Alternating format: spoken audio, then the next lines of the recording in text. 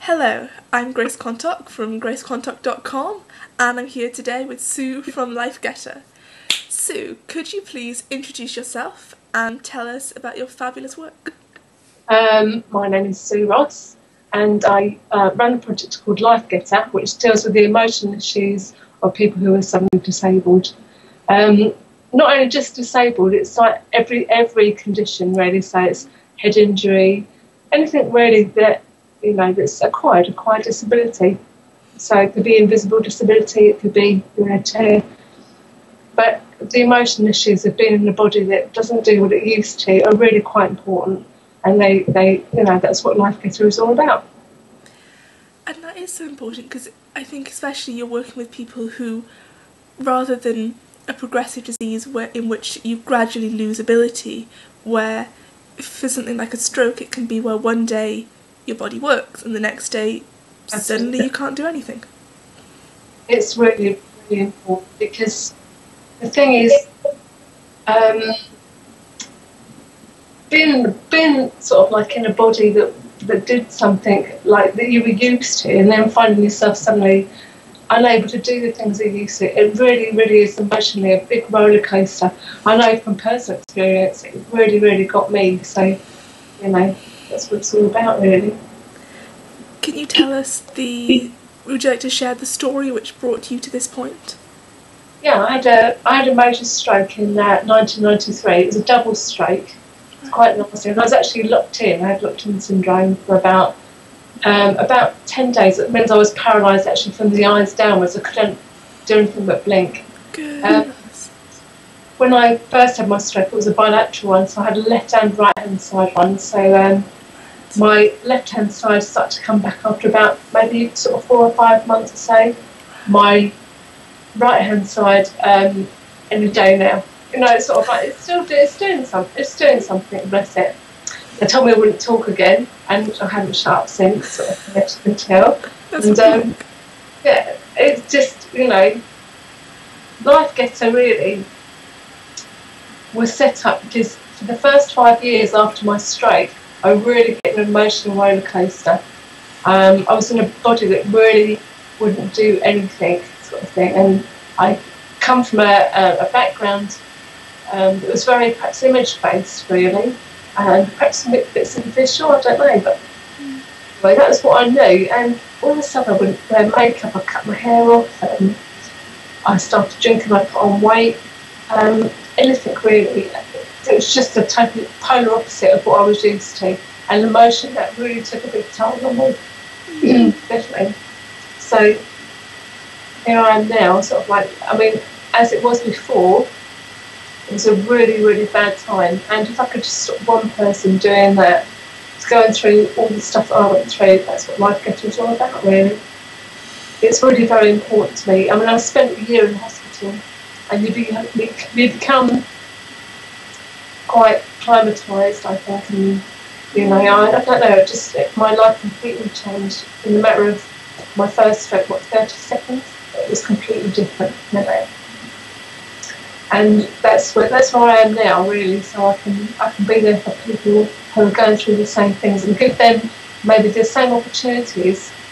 I really believe that what works for one person doesn't work for another, but given that choice, for me it was like things like personal development plans and actually looking for myself, and after 5 years of being in a bad way, an incident happened that caused me actually, when I started drinking, I don't mean I was like a full down drunk or anything like that, but I had a couple of glasses of wine, which put me in a place where I was slightly tipsy and I could actually forget what I was doing.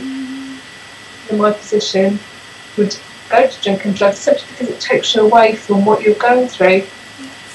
Well, I fell out of my chair and cut my eye open quite badly. Good. As I was waiting in accident emergency to be stitched up, I sat and thought, I can sit in my chair and get sadder and sadder, better and better, drunker and drunker, or I could do something about this and give myself a good kick up the bum, And that's what I did. Thank heavens I did that sort of thing. And I'm here today to say, not look at me, I can do it, so can you. I'm saying, look what you can do if you believe in yourself. If you really, really believe in yourself, you can achieve anything you want. Marvellous. No, it is amazing, and then you've gone on, haven't you, to take qualifications and to train so that you're in a position to help other people who are in the position that you were in. Absolutely. After my stroke, I had counselling, and being able to talk to somebody who wasn't related. I love my friends and family, but sometimes when you're in a bad place, they're the people you need to talk about or whatever, and not in a malicious way, but just how you're feeling. So being able to talk to somebody who was unrelated, you know, not part of the situation, I can really let myself express myself for the first time. And counselling helped me so much, I decided to retrain as a counsellor. It took me 6 years, but I was told I was a good listener, but I had no idea until I started training to counsel just exactly what goes into it, and I don't regret it any minute. And I've met some beautiful people. I also retrained as a trainer. I also took a qualification in life coaching afterwards as well, because there were some clients that needed just that little bit more. So I, you know, a bit eclectic. I do a lot of things really, but it's all with one focus of like helping the people that are around me that are going through the stuff that I was going through. You know, get to a place where they can believe in themselves. I truly think unless you're emotionally stable, unless you're emotionally ready, then there's, you know, then that's the basis. You know, get yourself emotionally ready, and you can fight for anything you want to. Really. You've got to be there. Because healing is very difficult, and that sounds silly.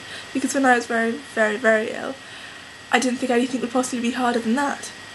But healing has its own challenges, and with the qualifications you have now, you can help people recover from the past and plan and help create a beautiful future, which is a wonderful thing. Healing to me, it's got to be holistic. It's got to be on the inside and the outside. And to be honest with you, when the first few years or so, the first time, I was probably a complete nightmare. I used to call them physio terrorists. I wouldn't do my physio. I wouldn't do anything simply because I wasn't right on the inside, and I wouldn't pander to this body that wasn't working. I wouldn't do my walking practice because I thought, well, you know, it's just not going to do it. Why should I, you know? And it was really destructive. And I realised now, looking back, that I was hurting myself, and probably I wanted to hurt myself because that's, you know, I was thinking I was punishing myself for not working. Yes. And that, you know, that just isn't a good place to be, not for anybody. And this is happening to more people than we think, isn't it? There are a lot of people, and I mean, sometimes people tend to think of illness or disability or strokes or things as things that happen to older people. And to be honest, I mean, what, as though that makes it okay? You know, because that's us in a few years' time. You know, it's going to happen to all of us if we're lucky enough to get there. But this is a great problem, and it is happening more so than people would believe, would you say? Absolutely. Emotional awareness has become a focal point for a lot of things now, which is really great. So the awareness side of it is really getting through. Stroke itself, I remember myself thinking, I can't have had a stroke, it's what old people have, you know, and like, but now I know differently. I mean, like 18 years ago it wasn't that common, but these days there's about maybe 30,000 people under the age of 55 that have a stroke every year. And then, but with LifeGeta, it's acquired disability, so things like head injury, which happens to a lot of younger people, depression that goes with it. It's all debilitating stuff, really, because unless you've got it right up here, it's just not going to happen. I don't think it's going to happen. My next question is, what do people thank you for the most? I don't know. When I think, like with most people, when people say thank you to you, it doesn't always go on board. But the thing is, the look on people's faces, I can see the change. You know, and that's thanks enough. You know, when I've seen people and they've gone from this little caterpillar into this huge butterfly, and it's wonderful to see. But they've really started to believe in themselves, and I really believe if you believe in yourself, the magic can happen. And just seeing that is wonderful, absolutely wonderful. Like, and if I can facilitate them on their journey, then that's absolutely wonderful, absolutely wonderful. I told you I could talk. No, that's what we want in an interview. I'm just here to facilitate your expression. What lights you up and brings you joy in your own life? I think actually being there, like I said in the previous answer, seeing if I can pay it forward, bring that joy to other people, that really lights me up.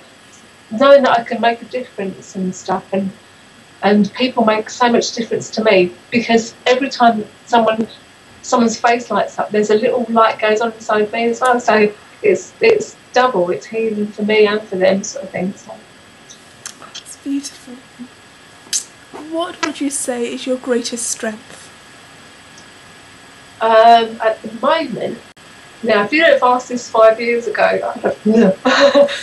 But at the moment, I think my determination to make this work. I'm really, really positive. I'm really working on myself and working with other people has made me even more determined. So determination and wanting to achieve and knowing that I can make it happen. So that's a real strength. Willpower. And willpower is something I never thought I'd say, but yeah. I've got determination and willpower. Well, you have made miracles, and it is amazing the work you're doing. And could you share with us what your dreams and hopes for the future are for LifeGeta and yourself? Well, actually, at the beginning of the year, for a long time, I wanted to start a peer-to-peer group, just simply because I know how much help I got from people who have been through the same thing. Like, the doctors are brilliant, and they are good, but I learned so much from people who had been through the same sort of thing. So I've had this dream for a long time, but actually just recently I've been able to start up a peer-to-peer group. It starts on March the 7th, the first one, and it's going to be in a nice social setting. So I didn't want anywhere medical, I wanted somewhere that's social. And so yeah, that's a big dream that's come through for me, sort of thing, and it's really wonderful, it's really good. I hope there's going to be loads of people there and they can share, and hopefully I can have like workshops and, you know, like self-development courses and stuff, and I just know that this is the right thing. So that's a big dream that's come true. Just so congratulations. Thank you. Could you share with us, I'll put your details below, but could you share with us how people can get in touch with you and how people can find out more about your work or get involved with your work? If there's someone watching this that thinks, I need that, that's me, or that's my friend. Where should they go? What should they do? Well, I've started up a website. It's www.lifegeta.co.uk. That's LifeGeta. I was going to call it Get a Life, but I thought, no, that's dead rude. So I've turned it around, so it's LifeGeta. So it's like Get a Life, but back to front. Excellent. But, you know, and there's my details are all on there, how to get in touch with me. There's on there. But I'm really glad to hear from you. It's wonderful. Excellent. What do you want the people watching to go and do now when they finish the video? If you could pick one thing that you could ask them, I want you to go do this action, what would that be? I've got a few things. You always get homework on gracequantock.com. Absolutely. The biggest thing that I think you can start to do is start to believe in yourself. And I know that's a big ask, but one of the best things I ever did, and I'll show you, Post-it notes. I put believe in yourself. This one says it's all about willpower, but if you put believe in yourself and put it around, and it's just positive affirmations everywhere, you know, and you can start to believe in yourself. Know that you can do it.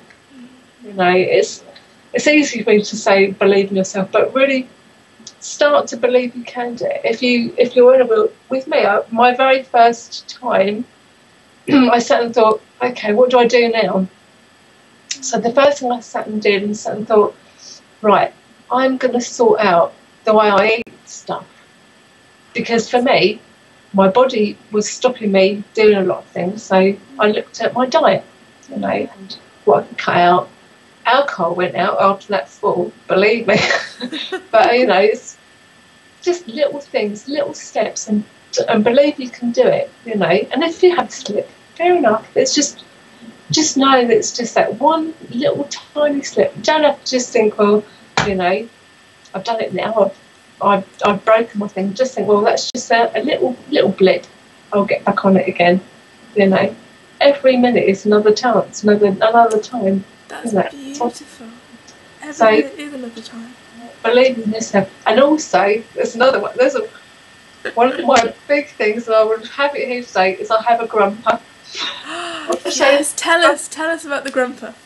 My grumper is my grumpy jumper, and and what I do is I always think, if you have a bad day, allow yourself to have a bad. Everybody has a bad day, but just say it's a day, maybe two, But I have this jumper, and automatically, when I'm having a bad day, I put this jumper on, and it makes me laugh because it's my grumpy jumper.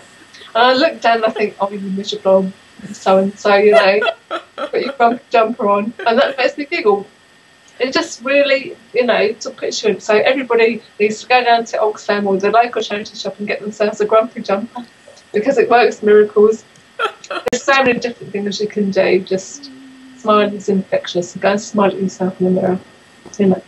Fabulous. So you have your mission, and you can also go to LifeGeta.co.uk to find out more of Sue's fabulous ideas and work. So thank you very much for watching. Oh, you're welcome. Thank you for being with us today, Sue.